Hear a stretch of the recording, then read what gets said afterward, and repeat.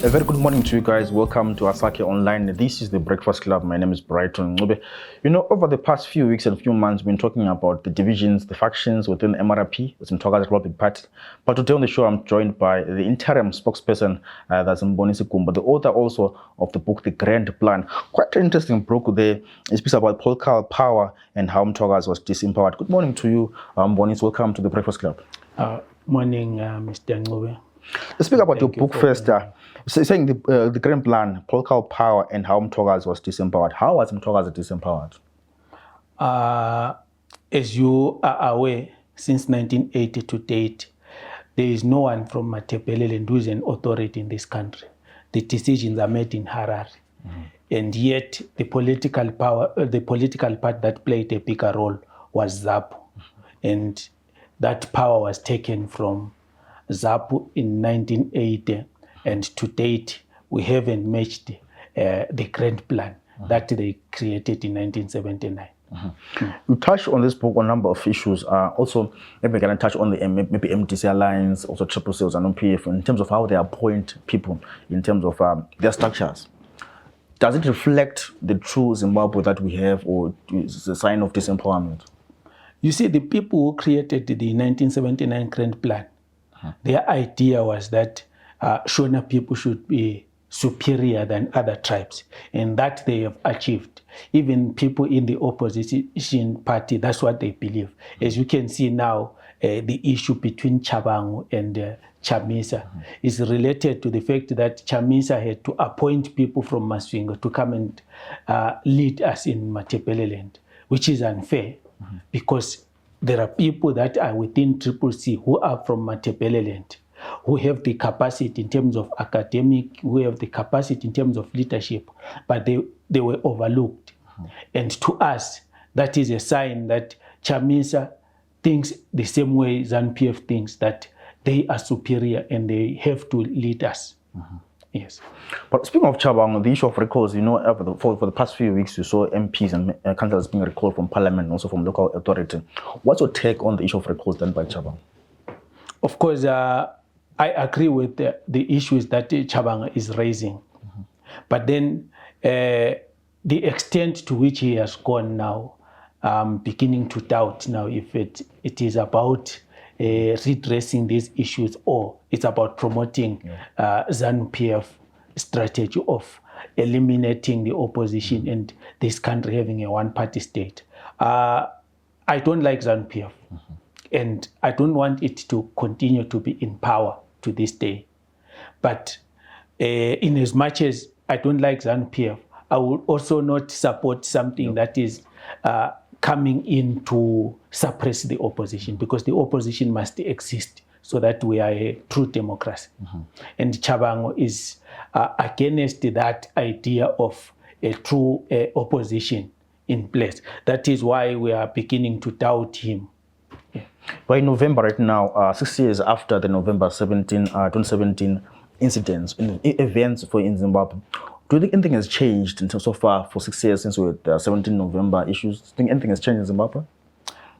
If you remember, in 2017 when the coup took place, I was the Secretary for Information and Publicity for MRP.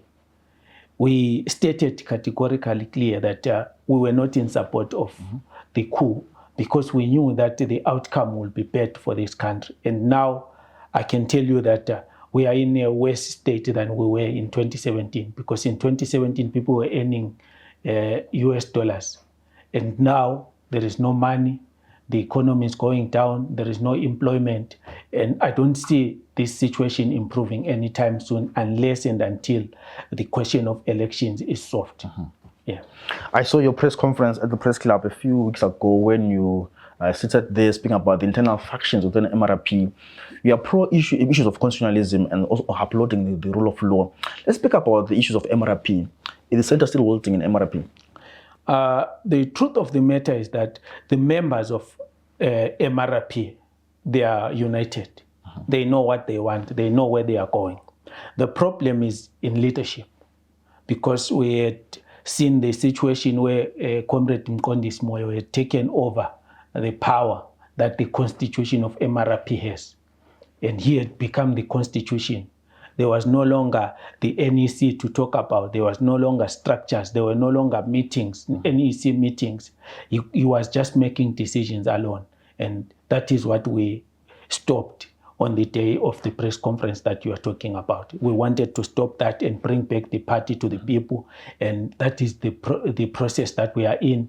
And we are working towards a Congress that will bring back everyone. Because the other issue was that Comrade Mbonisi Moyo was firing members of the party whenever there is a dispute, whenever there is disagreement. Instead of sitting down and finding a solution, he preferred to fire people. And even now, when we're still talking about these issues of the way we participated in the elections, before we even talk about ZEC's illegalities and so on, we had an internal problem ourselves because we didn't put much effort in campaigns, we didn't put resources, we didn't have rallies and so on. And the problem was because Mbonisi Moyo was against us campaigning and winning those elections. Why was against the issue of you guys campaigning and winning elections? We are not sure. And that is the exactly reason why we had to stop him, because he had become a liability to us. If we have 150 plus candidates in place that wants to be councillors, that wants to be MPs. We have structures and everyone agreeing that MRP at this juncture needs to contest the elections. And then just one man, because he's a president, comes and says, no, we are not getting into an election. And then he starts to send a different signal. Yet all this while from 2018 to 2023, people were busy campaigning. Even him, he attended some of the rallies, promising that MRP will contest the elections, and MRP was ready to be an alternative to CCC and ZANU-PF. And when it is now time for elections, 3 months before an elections, he now changed the signal. That is when we lost those elections. If you look at MRP, there's the MRP 9, those who were arrested, now Chikurupi. When last you guys visit the MRP 9, and as Mbonisi Moyo visited them? Comrade Mbonisi Moyo has never visited them. From the time they were arrested, they were released on bail, and they were sentenced. He never went to either Kami or Chikurupi. And now we had to set a team. We now have a committee that is responsible for MRP 9, and it is led by Comrade Ncube. They are the ones who look for their day-to-day needs.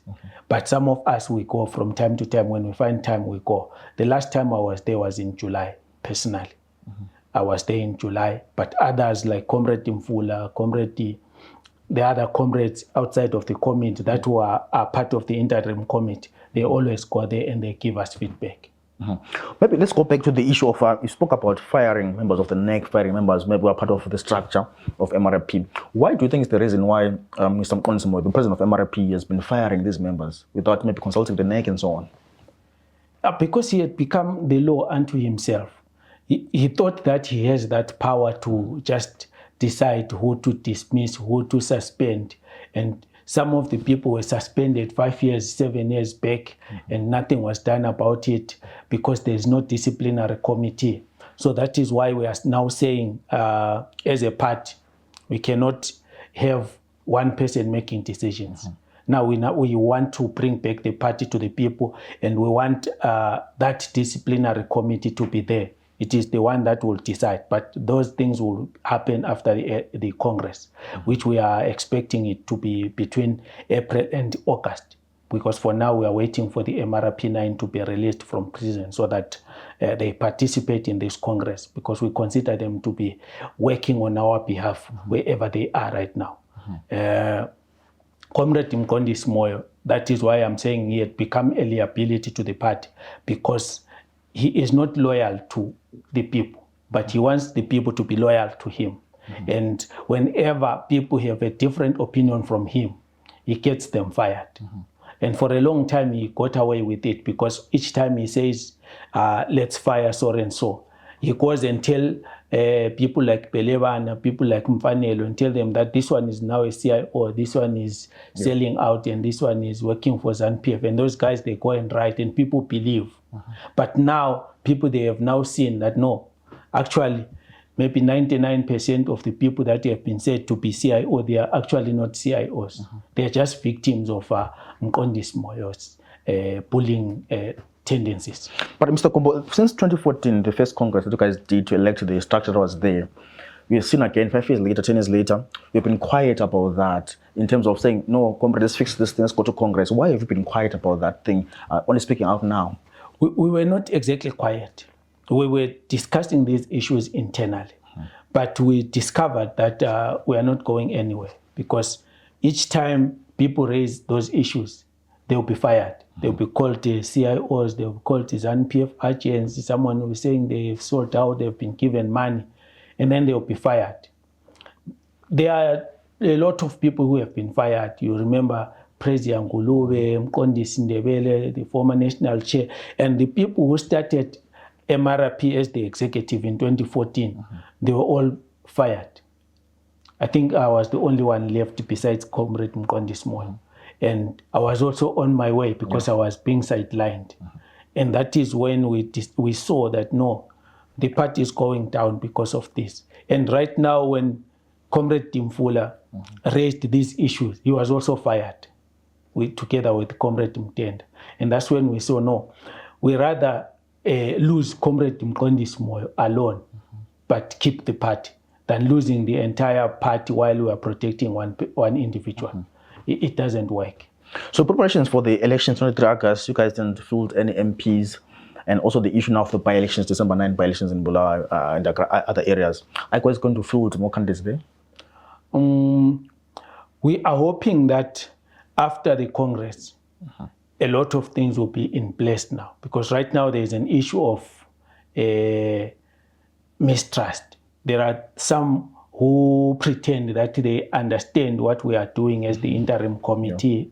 And then there are some who are still with the Comrade Mbonisi Moyo. And you see that whenever we issue press statements, they come with their alternative statements that are against what we are saying. And we saw that with this conflict, we cannot win an election. That is why we said, no, let's wait until after Congress. Because us, we are saying we want everyone from MRP, everyone who have a membership card from MRP, whether he's active now or is no longer active, we want them to come back and choose their leaders. And even Mbonisi Moyo was not dismissed from the party, or any of NEC members, they were not dismissed from the party. We want everybody to come in and participate in the Congress. After the Congress, then we know that whoever is elected as the executive there, they will have a responsibility to take the party forward. And that is when they will decide on by-elections and other programs that may arise. Mr. Gumbo, there's a faction that says Mr. Mbonisi Moyo was fired from MRP. Now there's an interim structure that is there. You're the spokesperson for that interim structure. And then Mbonisi Moyo also says, I'm still the president of MRP. How will you guys find each other at some point? And also, suppose Mbonisi Moyo wins this coming Congress, will you guys work with each other and trusting each other? Yeah, thank you for that question. We have no problem with Comrade Mbonisi Moyo attending the Congress and even winning. If he wins, we will work with him. What we are against is the idea of him being the president and appointing his friends as NEC members, because they are killing the party. Most of them, they don't know what their role is, even as executive members. You don't see them addressing any rally. You don't see them talking to the press. You don't see them meeting party members. But they are there. They are said to be our national leaders. It doesn't work that way. But if he comes and he wins, then everyone will be happy, because it will be the will of the people. Because here we are for the will of the people. And again, for us to talk to him now, we have our conditions to say, we have no problem with him personally. If he agrees that we go to elections, if he agrees that we go to Congress, if he agrees that there must be accountability of resources, that he no longer get that role of collecting money from party structures, then we are good to go, because that is the role of a treasurer. We want people to work in their offices. If you are a treasurer, you must be responsible for money. You are If you are SG, you do your work. If you are organizing secretary, you do your work and report to the NEC, and we take decisions collectively. Not the current situation where Mbonisi Moyo collects the money from UK, collects the money from Ireland, collects the money from South Africa, puts it in his pocket and make decisions alone. That we are against. Are you saying to us there was embezzlement of funds during the tenure of Mbonisi Moyo? In as much as I wouldn't use that word, I believe that it wasn't proper for him as the president to also be responsible of collecting party funds and dispersing them, because there is no accountability in that. We want the formal structures, because our charters in UK, in South Africa, in Ireland, they have structures, proper structures. They have the treasurers, they have the chairman, they have the secretary. At home, our provincial executives, they also have full structures. And these structures are the ones that must be used to channel money into the party. The provincial treasurer and the national executive treasurer is the one that must liaise on the issues of money, and the NEC must sit down and agree that this money we are using it for ABC, and not an individual to decide. So currently, he is the one who is the president, the vice president, the treasurer, and the everything, and there's no accountability under such circumstances. Over the past years, MRP has been vocal on the issue of deploy local people to local jobs, for example. For example, the Coaching project, you guys made noise about that, say employ local people. Let's speak to us about that. Who is a local person? This issue is very simple and very straightforward, but people want to manipulate all of us and make it look like it's a difficult thing. Everybody has got his or her roots. They come from Pinga, they come from Mat North, they come from Mat South, they come from Midlands, they come from Mashonaland. And when we talk about the locals, we are talking about people from Matebeleland. Because Bulawayo is a city, but there are people that come from Cholocho, there are people that come from Pinga, there are people that come from those different places. They are the ones that we call locals. And they will be in their own place when they ask for being councillors or just employment in private industry. They need to be given first opportunities, because right now in Masvingo or even in Harare, they know who a local is. They are not confused when it comes to that. They know who is local and who is not. Even in terms of their language, you don't have to ask. You already know that when you go to Harare, you speak in Shona. When you go to Mashonaland, any part, you speak in Shona.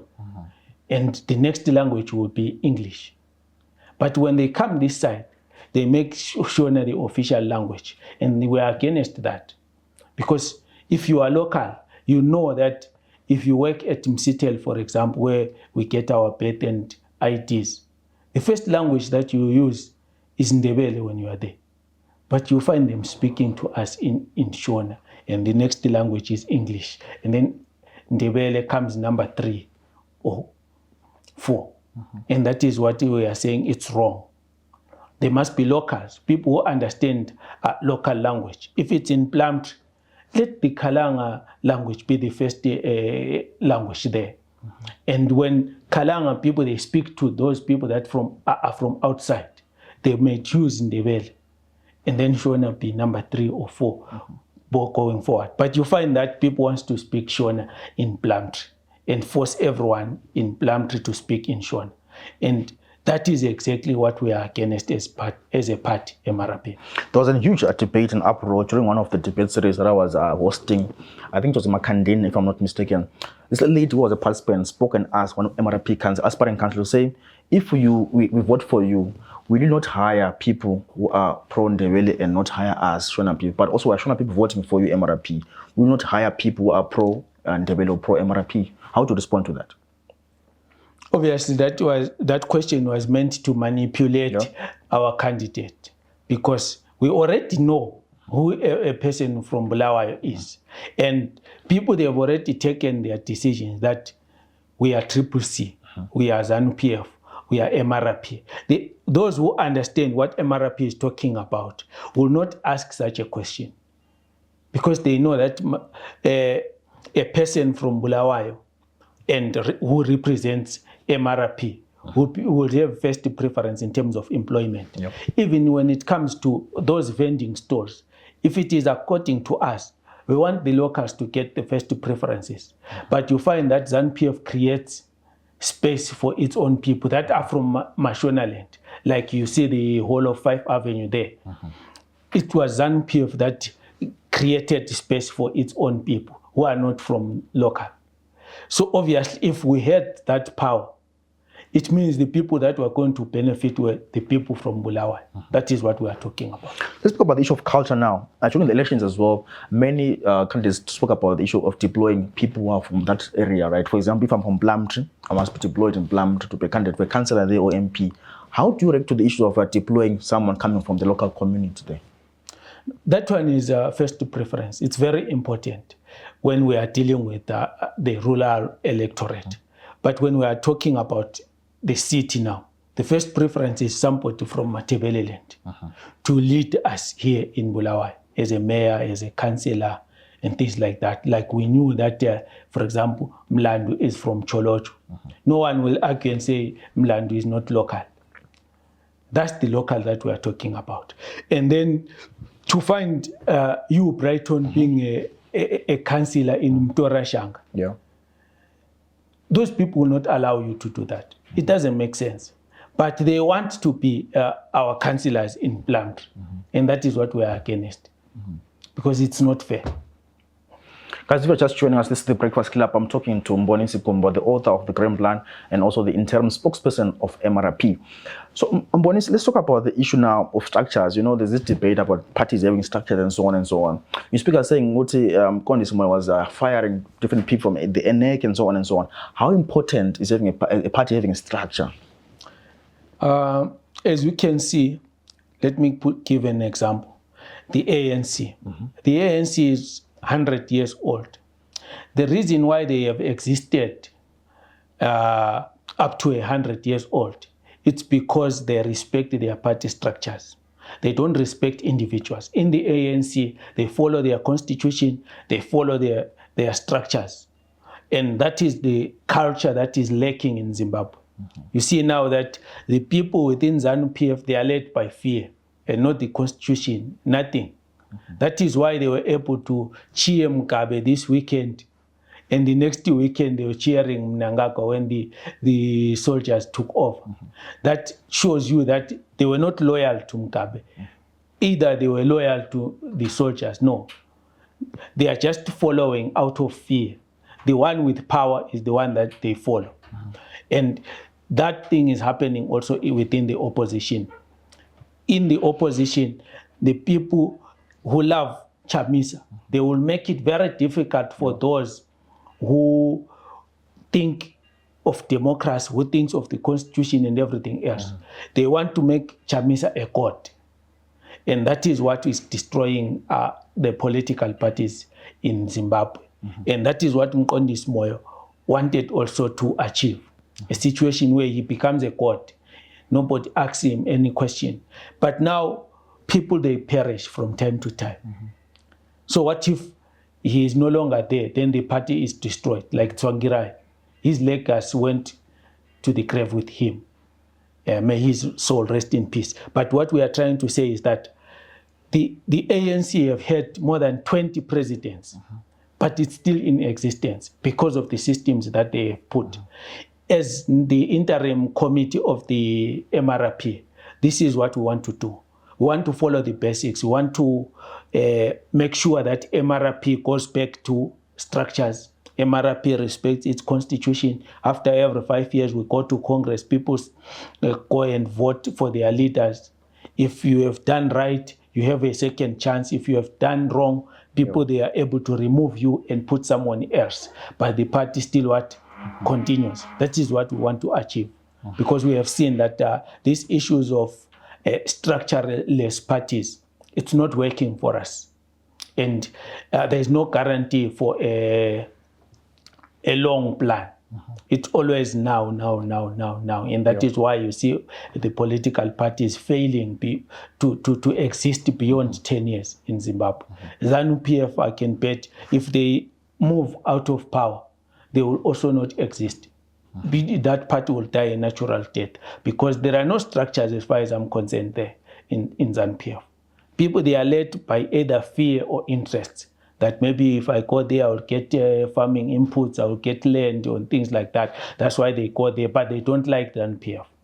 They are not like loyal ANC members who are 1 million and they are known. Yes. You speak of the interim committee and also you are the interim spokesperson of this committee and so on, and the party. Who is part of this committee, and as the committee, what's your ideal MRP should look like? Yeah, thank you. The chairperson is Comrade Mfula, Timsani Mfula, Mpofu, and Mtenda. They are the co-chairpersons. We have the Secretary General, who is Comrade Kalatwaya, and is working with the the SG Ketiwe Pepe. We also have the organizing department, which has got Ngabuto Mpofu, which has got Mande, Comrade Mande. There are a lot of people that are within that interim structure. We have Comrade Moses Makula.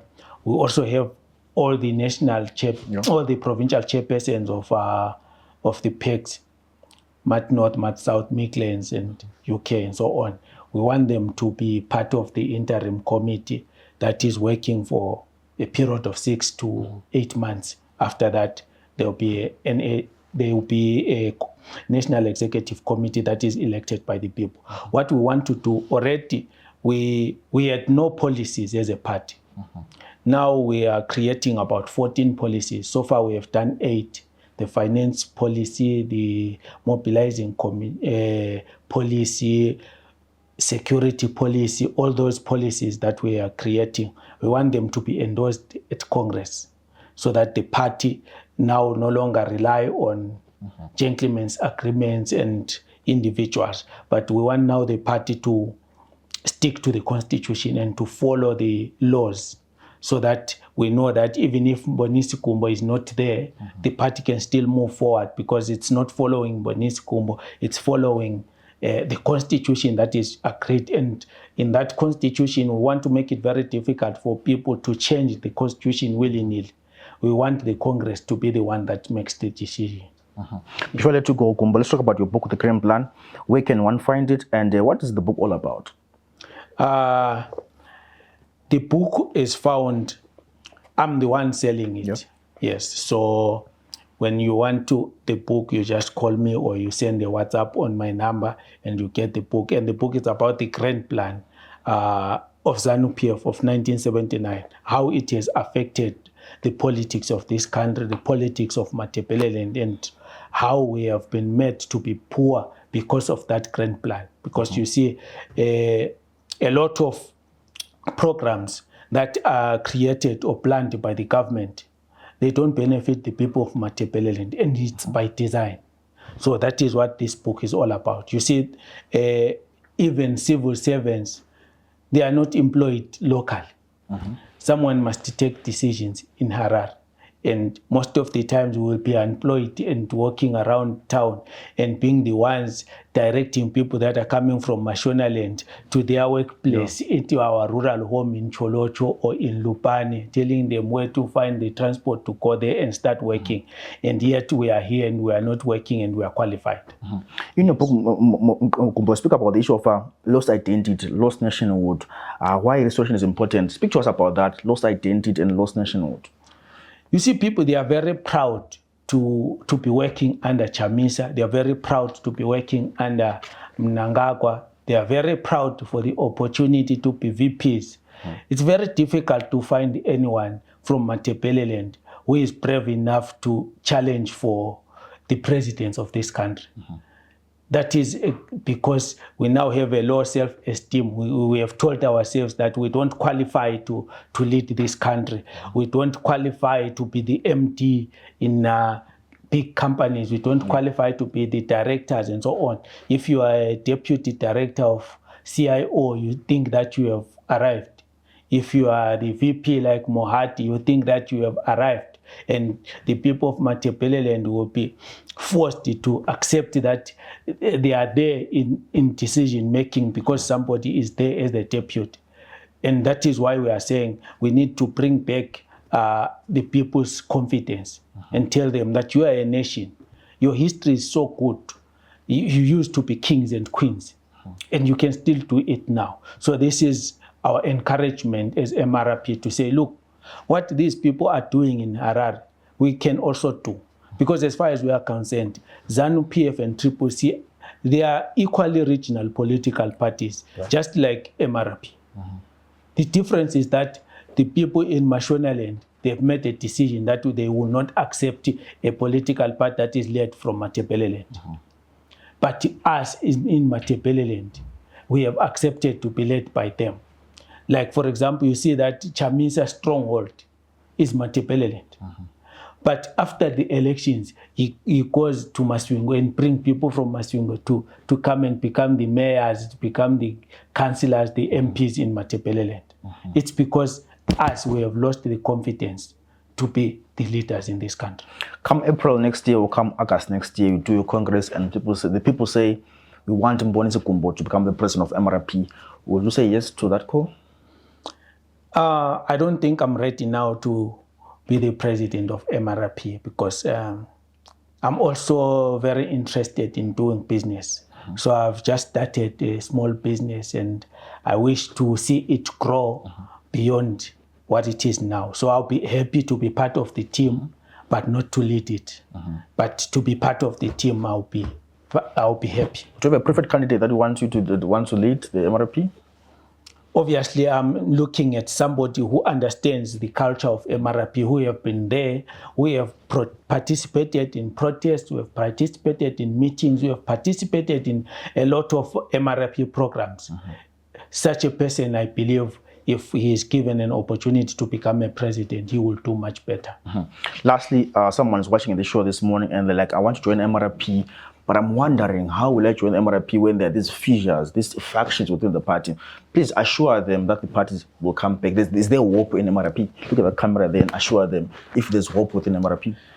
There is still hope in MRP. As we speak now, Comrade Mkondisi is left with the SA executive only. Those are the people that are supporting him.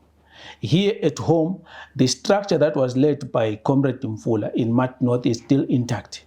The structure that is led here by Comrade Mahacha is intact here in Bulawayo. The structure in Mat South is still there and it's working. And the structure in Midlands, it's also working. So you can still go to these people in the executive, whether provincial executive or district executive or branch, and join. And we have also created now a new membership card that is permanent, that is like the ID, so that people, they don't lose those IDs, and those membership cards, they are permanent and they are linked to the Secretary General's office. You don't have to lose your money like the current situation where people, there was no accountability for membership cards and anyone could print those manila papers. But now this one, it will be very difficult for anyone to print the membership card that we have come up with. Thank you so much for your time this one, for coming through to the Breakfast Club. Thank you, Comrade Ncube. We have been watching the Breakfast Club, and my guest this morning is Mbonisi Gumbo, speaking about the issue of factions within the MRP and how they seek to curb that. He says to us they have now interim committee, and this is the interim spokesperson of MRP. They're trying to have a congress maybe April next year or August next year. So we wait to see what will that happen and what will happen from there. For myself, Brighton Ncube, hope you guys enjoy the show and have a pleasant day.